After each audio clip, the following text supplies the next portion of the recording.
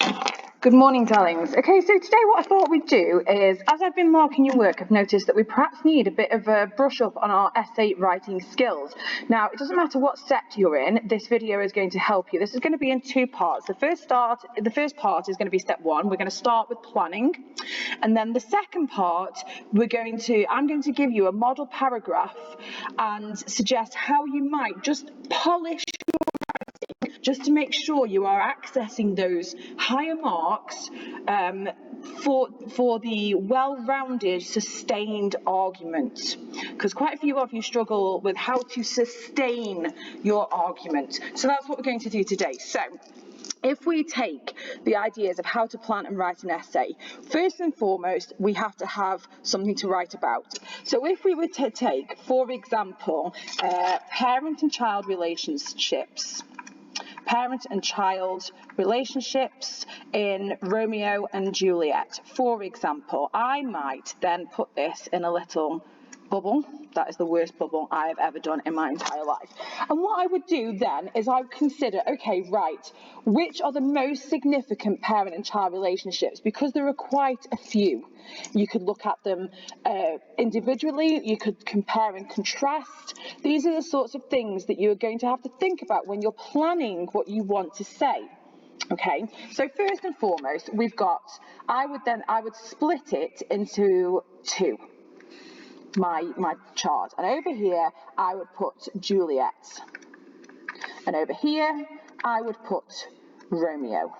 Okay, so we know then that we're going to be able to either go from one to the other here, or we can do all of one and then all of the other. It's entirely up to us. I might, in an exam, personally say that we should go from one to the other to make sure that we cover both main characters. Okay, so let's start with Juliet then.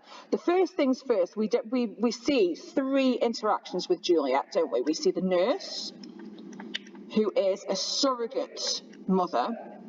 That's how you spell that word. Surrogate mother. We see Lady Capulet, who has a strained relationship with her daughter. And we see Lord Capulet, who has at the beginning the best interests for his daughter at heart, but when she defies him, it's quite a challenging relationship. It's quite hostile. Okay, so these are some great words. So we've got surrogate, strained, and hostile. These are sort of three key words that I might expect to see in an essay about parent and child relationships in Romeo and Juliet. This is what I would expect to see, okay? So then what we'd need to do is we'd need to find a couple of quotes then. So we'd need to find a quote to demonstrate that the nurse and Juliet have this really close bond. Okay, so we're going to say the word bond there, and we need to find a quote for it. Now, I'm not going to give you the quote because you need to find that. And then what we need to do, it's all very well and good doing this. What we then need to do is make sure that we understand what methods have been used. Okay, so this could be anything from a metaphor, a simile, a key adjective, a verb, a rhyme scheme, because some of Shakespeare's lines rhymed depending on the situation. Okay, so that's what I need to do. I need to find a method. This could be anything, as long as you are analysing it well. You don't have to go for, oh, this is metaphorical pathetic fallacy. If it's a verb that's on the page in front of you that is the most significant, then that's what you need to talk about. If it's a metaphor, that's what you need to talk about. You need to be able to identify the most sophisticated or challenging methods there, or the most relevant to your point, and analyse them. Then what we need to do is we need to make sure that we've got some contextual detail. Oh, I've pressed the wrong button there. Contextual detail. So this might be how young ladies like Juliet were always more often than not, 99.9% of the time, raised by a nurse who breastfed them from when they were little. And so, of course, they've got this bond, and she's brought her up. And so they are closer than close, which leads you then into the fact that Lady Capulet's relationship with her daughter is strained. Okay, but before we get there, we might need to think about what message or motivation Shakespeare had for including this and dwelling on it so much. Was he saying mothers should take more care of their own children? Was he saying it's no wonder that the relationship is strained? Or was he saying that actually it doesn't matter if the woman is biologically related to the child, they can do a good job in raising one? Okay, so that's up to you to decide, but you also want to think about the audience and what their reaction or understanding would have been, okay, their thoughts and feelings about it.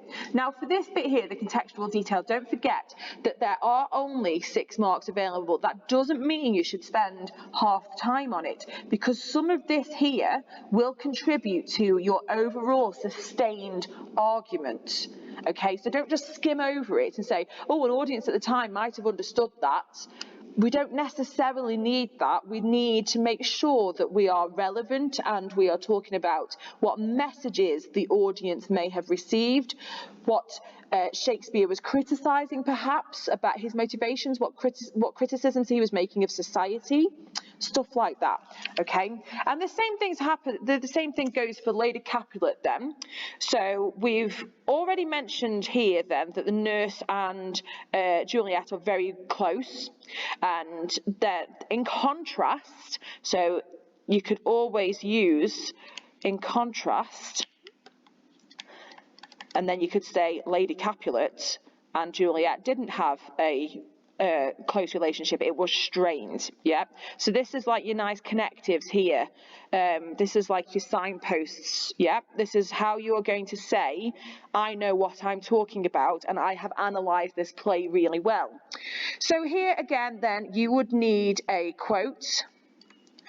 I might then talk about the structure. What do I mean by structure? I mean, where is this quote in the play? Now, if you remember, one of the first things that we are, in fact, the first thing that we are introduced to about their relationship is the fact that it is strained. Remember, the nurse is sent away by Lady Capulet when Juliet is to be spoken to by her about marrying Paris, and then she says, nurse, come back, I've remembered me, you must hear our counsel, you need to hear this. She can't talk to her on her own, okay? Does that make sense? I hope so. So we could discuss that by finding a quote and talking about its placement in the text. So here, even though this isn't a metaphor or it's not a verb or whatever else, we've still discussed a method, because that's the writer making. The writer, Shakespeare making a specific decision about where to introduce this in the text. It's not right at the very beginning, because we're introduced to conflict right at the very beginning. It's the first time we see them together.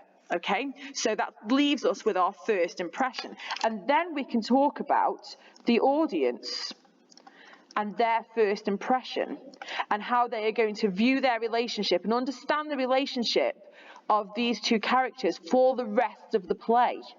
And then with that, we may be able to surmise that Lord Capulet's relationship with his daughter would be similar. You know, yes, he's got his daughter's best interests at heart, but that doesn't necessarily mean that they're close, because if the mother isn't close to the child, there's a fair chance that the father's not going to be close to the child either in this society. So again, this contextual detail, what was Shakespeare saying about it? Was he criticising, I'm going to spell this word, was he criticising the fact that upper class parents weren't as close to their children as they could be? Is this what he's saying? Okay, so we've got, in contrast to the nurse, we've got Lady Capulet, who has a strained relationship. We found a quote, so I'm not going to find the quote for you, you have to do that. We're going to talk about the structure of it here. Again, that's still a method, just recapping, it's still a method. The audience's reaction about what we are left with as a first impression. Okay, and what might Shakespeare be criticising? Okay, so then we may then go on to say, in addition to, so we've got in contrast, and then we could have in addition over here, yeah, in addition. In addition, we've got Lord Capulet, that whilst, yes, he has got his daughter's best interests at heart, because don't forget, she needed to marry well to be provided for because she couldn't inherit anything, which is why she was why they were thinking about Paris for her. He's a count, she's only a lady, you know, that's below the hierarchy in the great chain of being. Remember the great chain of being? Okay, good, well done. And then we've got the idea of the fact that 12 was the legal age for marriage, and in some places it still is, because don't forget, I mean, I know that you guys all think, oh, 12, oh, no, that's horrible, she was too young, she's too young. But don't forget, life expectancy was significantly shorter back then than it is now. Okay, we live until we're 70s, 80s, 90s, even some people get to be over 100. Back then, if you made 50, you were doing well. Okay, so you had to sort of squidge everything into your life a lot earlier. Does that make sense? Okay, so we need then for a quote here for the best interests, don't we? But then we can contrast that to a quote which demonstrates, or quotes even, because there's a couple here, how hostile their relationship became when she defied her father. And again, we've got to think about the audience, their reaction, what we're going to, so we're going to be left with this impression first and foremost, that actually Lord Capulet is a caring dad, you know, and that he does want the best for his daughter, and then this might make the hostility here even more significant because it's such a difference. So you see Dickens doing this when you're talking about how Scrooge was at the beginning, but then at the end it's a massive difference. If he'd been an all right bloke at the beginning, then just happened to give a little bit more to charity, he'd be like, yeah, okay, whatever. Yeah, wasn't that impressive? And Charles Dickens' Christmas Carol wouldn't be studied 200 years later. 180, I can't count, 180 or so years later. Yeah, does that make sense? So these are some things that we could talk about then, okay, for Juliet. Now, for Romeo, we've got his parents and we've got the friar, okay? Now, the friar is his priest, and as a Catholic man, as Romeo is a Catholic man, he would naturally be very close to his priest. This is the man he goes to say his confession. So this man knows all about him. And granted, what happens in the confession stays in the confession, and the priest can never ever say that you've even been to confession, never mind what you said. But that, and in modern day times, they usually forget, you know, because don't forget, back then the population of the world was much, much smaller. In 1982, when I was born, it was only 4 billion on the planet. When the Second World War began, it was only 2 billion on the planet. So you can imagine that 400 years ago, it was probably shorter, that it was probably a lot lower than that. So don't forget that this friar would have known everybody in the town, and there wouldn't have been that many people in the town, so he would have known everybody because they were all Catholic, because we're talking about 1600, we're talking about late 1500s Italy, okay, we're talking about Verona here, so everybody would have been known to the friars. So, and Romeo spends quite a lot of time with him, so it's clear that they've got a close bond. He seeks fatherly advice from him, so you want a quote for this, or you want a couple of quotes for this from different places in the play. You want to demonstrate the methods. You want to find the methods that are in there. So again, you could look at the structure. How are we first introduced to the friar? What do we see? We see the friar knows all about Romeo and Rosaline. And then how does he help him later on? What is he trying to do? Here, if you really, really wanted your top marks, we could even mention his hubris here, if you are aiming for the very, very top marks. Okay, that might be something to include. And then we need to think about the audience. And this is where your contextual detail comes into play, because we need to know about the ideas of religion and confession, and how that had been taken away from the people of England at the time who were watching this, because don't forget, Henry VIII used to be Catholic, then helped create the Church of England, and his son continued that, but his daughter switched everybody back.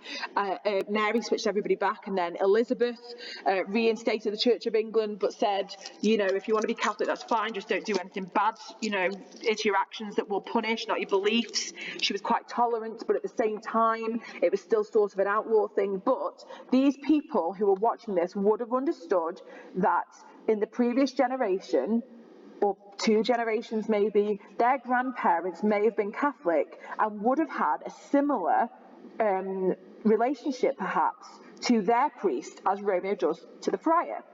Okay? And then, of course, you can contrast that with Lord and Lady, I can't write, Lord and Lady, that's a D and a Y, I promise, Lord and Lady Montague.